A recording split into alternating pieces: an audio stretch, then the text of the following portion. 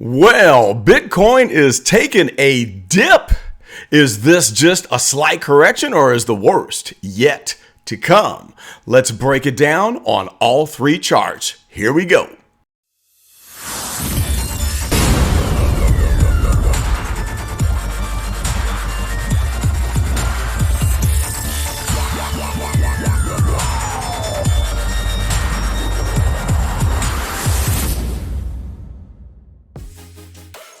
What's up, gang? It is I, Carlton Flowers, your crypto pro. Yay! And this late afternoon, have we got some action on the Bitcoin chart. We have the 4-hour chart pulled up right at the moment. And man, oh man, in the last 24 hours, quite a few red candles with just 3 little green candles interspersed in between. And it has us all wondering, is this just a temporary dip before the big run up, or can we expect some lower levels to print on the Bitcoin chart? Well, we're going to break it down on the 4-hour chart, the 1-day chart, and the 1-week chart.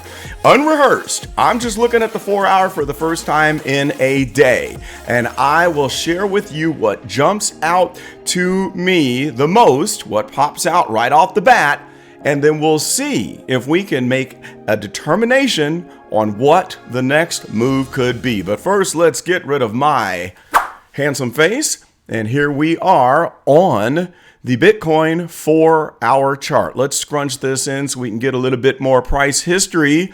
And we are going to look at all of the basic indicators that we have right here on the chart. First of all, the first thing that I'm going to notice is that we have a green candle right here that is popping up after a series of 3 red candle closes on the 4-hour chart. And by the way, since we're on the 4-hour chart, that means that each one of these candles represents the movement of price over a 4-hour period. Once that 4-hour period is done, we go to printing the next one. So here we are, and I'm looking at this apparent bounce where it looks like Bitcoin has touched down on one of the exponential moving averages. We call that an EMA. And there are 2 of these exponential moving averages that are shown on this chart. And they just happen to be my 2 favorite indicators. Now you can use the 200 EMA.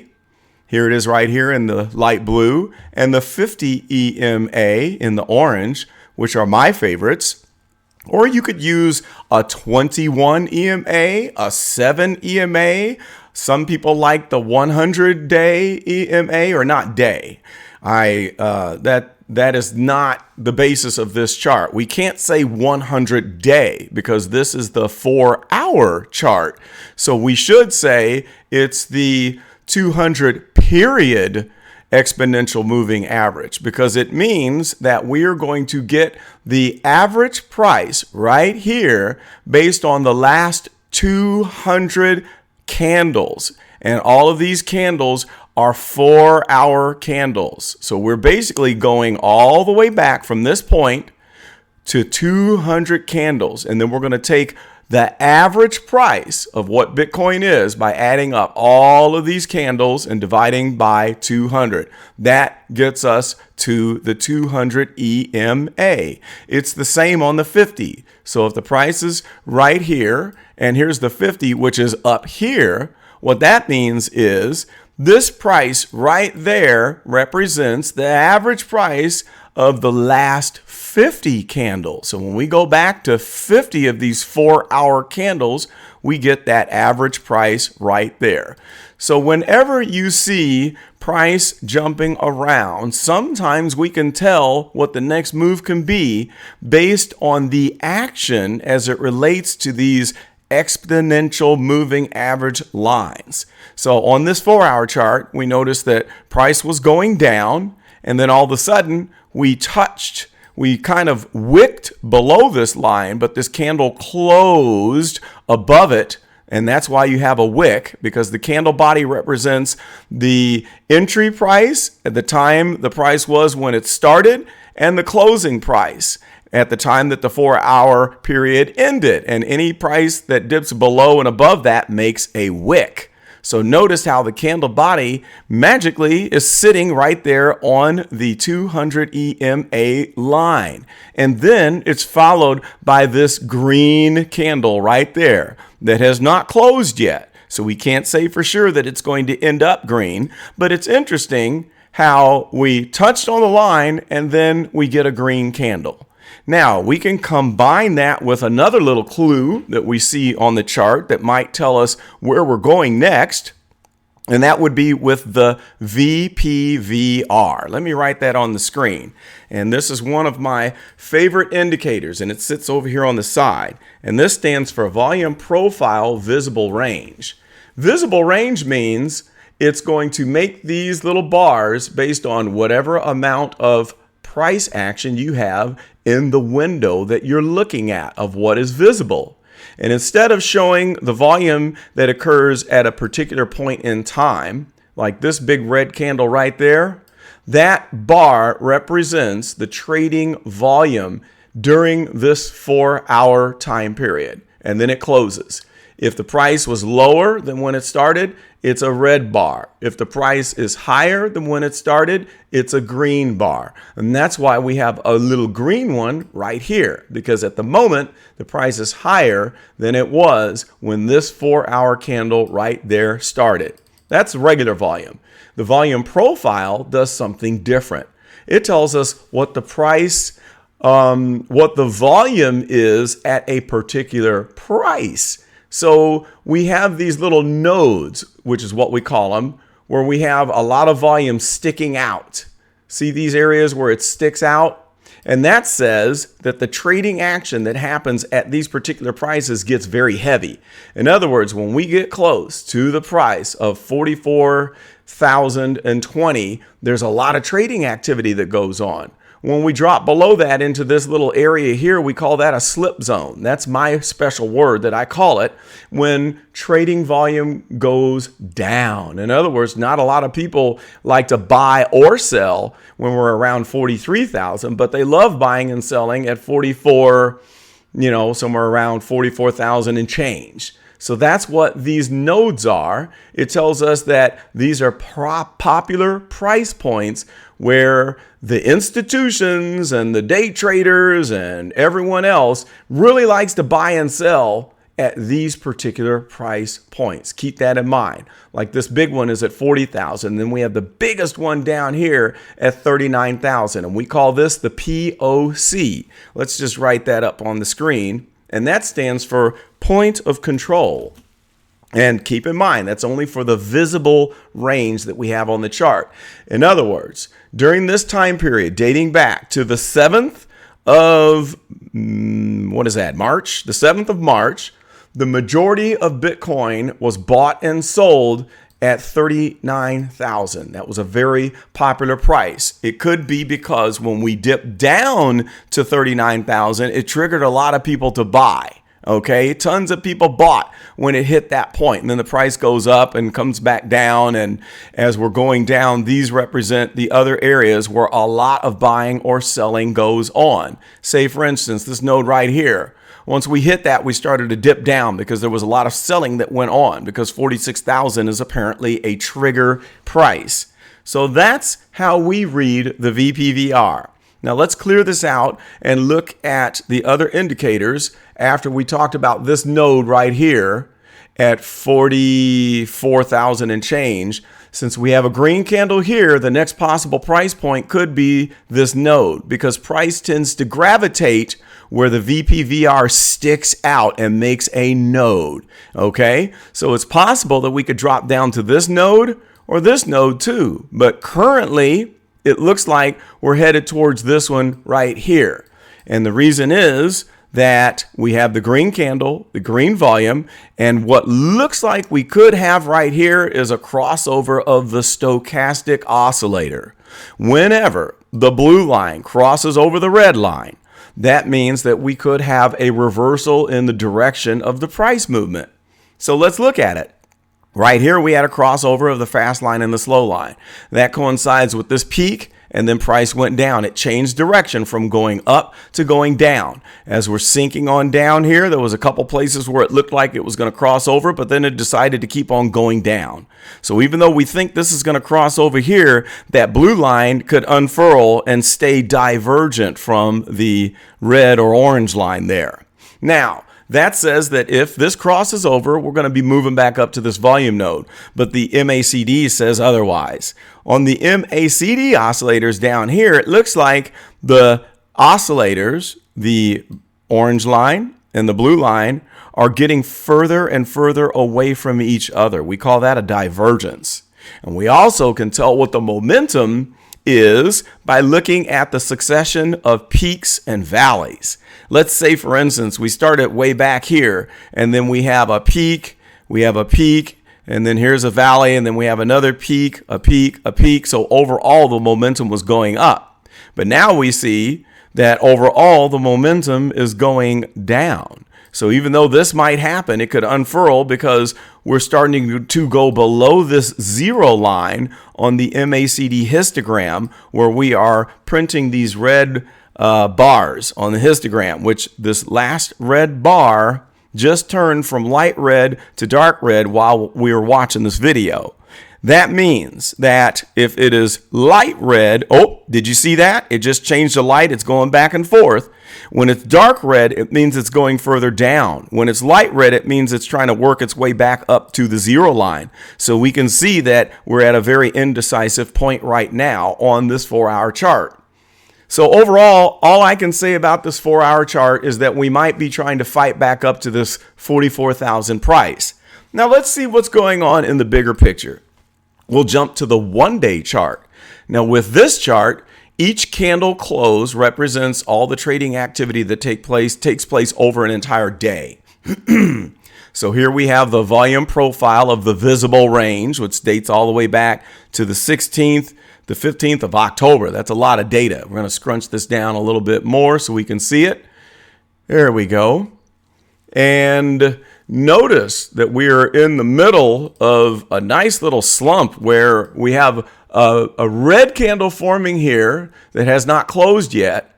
We had a crossover of the stochastic where it looked like at first we crossed over bullish, where this downward momentum changed and it was supposed to come back up, but then notice how it reversed and now it has crossed over negative again. Look at the divergence of the fast line and the slow line. It's pretty severe here. There's your orange line. Here's your blue line. Look how much farther away from each other they are right now in comparison to where they were just after the crossover.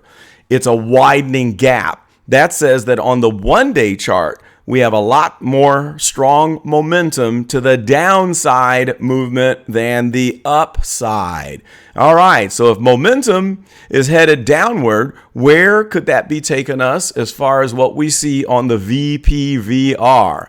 Well, we have this big fat node at the point of control, the heavy red line right here, and the point of control price right now is at 42,000.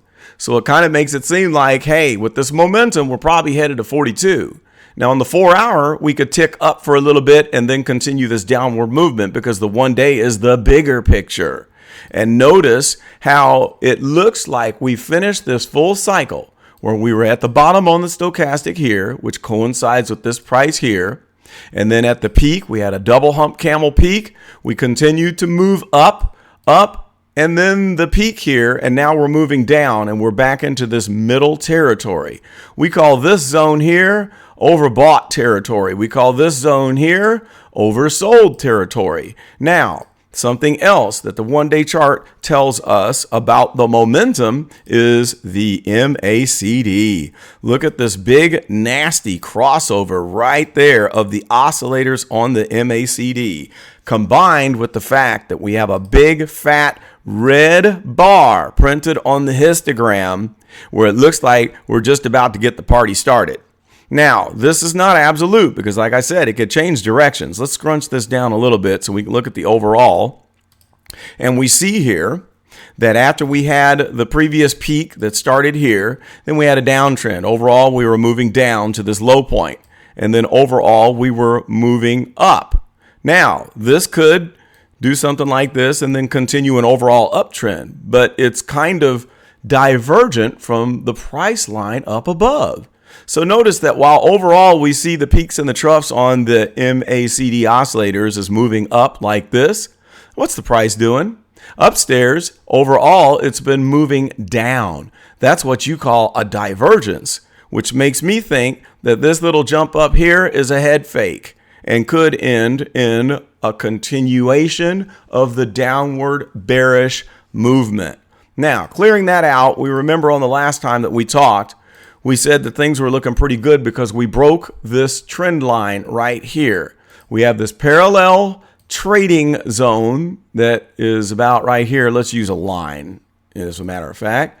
Here we go. There's the upper boundary, and here's the lower boundary. That's our parallel zone that price has been jumping around up and down between this zone. And then we broke out of the zone here around the end of March, and we've been up above it ever since. But notice one thing, we're coming back down to a critical zone of support and resistance. That's where I have these little rectangular shapes with the shaded area drawn in. Now, look how we magically touched on the 50 EMA and bounced back up.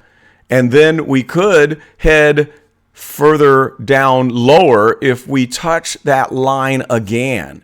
If we come back down, we're going to be testing this box right here to see if it's resistance or if it is support.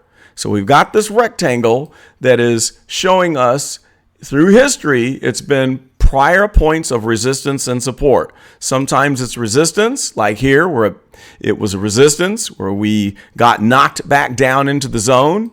And then it failed support at the bottom here where we came down, and then we shot back up where it now becomes support. So then we jumped through the top of it. We failed it again, blew through the bottom, came back up to the top. It's just playing around. We've been bouncing around this lower support resistance zone here, which has been pretty critical all along. And so then we come down, we keep testing this line, and then we jump back up and make this definitive move. If we fall back into this zone again, and if we test this lower support resistance zone again and try to see if we can bounce up from this volume node, we could fail it.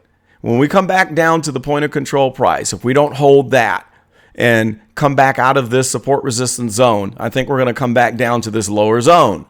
And then we don't have much popular trading volume below that. So this could be the final support and the end of this bearish trend down here somewhere around 38,000. Now, let's look at the 1 week chart and see what it's telling us. So we're done with this one where we have all sorts of bearish indications. There's my phone ringing, my iPhone. Go away. That's a spammer. This looks bearish. The stochastic is bearish. And the MACD is bearish for the 1 day chart. Now, let's jump to the 1 week and then we're done. This is going to give us a really good picture. Let's just move this out a little bit. And we see on the 1 week chart, we do have a very fat red candle forming after this red candle that looks like a doji. Let me write that up here for you. Here's how you spell it, doji. That's a Japanese name. Whenever you have a candle that has a very slim body and then it wicks to the top side and it also wicks to the bottom side, we call that a doji. And that is a point of indecision. And it means that we could probably have a change in direction. We're coming out of that doji. A lot of times, if it's red, price is going to fall. So notice on the chart that we got exactly that. Right here, we had the doji, and now we're growing a big, fat, red candle that looks like it's coming down to the 50 period EMA on the 1 week chart. Now, this exponential average, just like I said before, is based on the last 50 candles of the 1 week chart. This is the 200 EMA, based on the last 200 candles on the 1 week chart. So we make that new average every time we close a candle. We take the previous 200, we take the previous 50, and we plot another line. And then we look to see where the price is in accordance to that line. Now, what other evidence do we have besides this obvious change in direction that's happening on the 1 week bars up on the price chart? Well, we've got a big thick volume node sticking out here, and then we got a really big one down below. What is the price of the one down below? It is approximately 38,000, somewhere around there. And notice how that's the same magical price that I said we could dip to based on the 1 day chart when we were looking at these support resistance zones. Now, what else do we have here evidence-wise?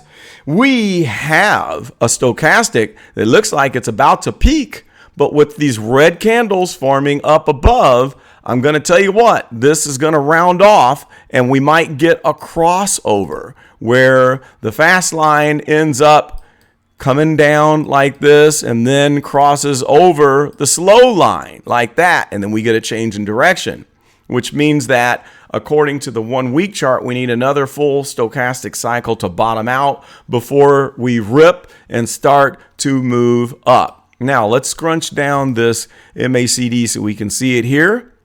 And the MACD shows us that we have a succession of lower highs. Look at this. The crossover here, it was very high. That coincided with this run. Then we had the massive correction. Here's the dip here on the MACD coinciding with the dip on the price. Then we had the next run where we ran up with these two peaks. And there's peak number 1 and peak number 2, both rising. But then we turned around and started to go south after making a lower high. So here's the first high, and then we have a lower high. So that tells me that overall momentum on this MACD is downward. Let's get an arrow there. So here we go, connecting the dots. It's pointing downward. So what could happen? This fast line and slow line could cross over again here. And then we could have this nice green action on the MACD histogram start to go south and drop below the zero line. So what could happen? I don't know. This could be something that we could see where we get one more dip and then maybe the cycle starts over where we get a major move that comes out of this. It could be. So all we have to go by are these support resistance zones where it looks like obviously we could come down on price like this and dip down to the thick of this node. Now, there's no guarantee that this could happen, but this is all we have to go by is what the chart is telling us right now. And maybe we hit that popular price point where tons of buyers come in and then we do something like this. Because once we have the cycle complete on the stochastic, if this makes it all the way down to oversold, I think that we could have a big, strong movement that comes up out of that. So that's the way I see it. And again, this is not predicting the future. It's not financial advice. I'm just looking at the chart, trying to make sense out of it to give us an idea of what's possible. But anything can happen. World events can change things in the blink of an eye. We could have new tether FUD that could come up, new legislation that is anti-Bitcoin that could come up due to world events. We know that the regulators don't want to see countries like Chile and others adopting Bitcoin because it would go against the ability of the SWIFT system to control who gets to participate in world trade. As we know, we've got the war in Russia and Ukraine, and we have shut Russia off of the SWIFT system, but they are saying buy our oil and use Bitcoin and ruble. That's outside of the SWIFT system. So that makes the U.S. government and the governments that back SWIFT a little upset, and they don't want to see that happen. So there's a possibility that we could see major FUD come in to try to shake people loose. Will it work? Maybe it works temporarily, but overall, I think we're going to eventually end up having that big, massive rip movement once we get done with this dip. And we're going to probably sail out of there and see Bitcoin hit new highs. That's all I've got. Let me know in the comments if you learned something new. Did I make this plain and simple? Was it too simple? Or did you pick up on something new with technical analysis today? I want to know about that. Like, comment, and subscribe. I would appreciate that, and thank you so much for taking time out of your day to join with me in looking at the Bitcoin chart. And that's all I got for now. This is Carlton, and I will see you next time.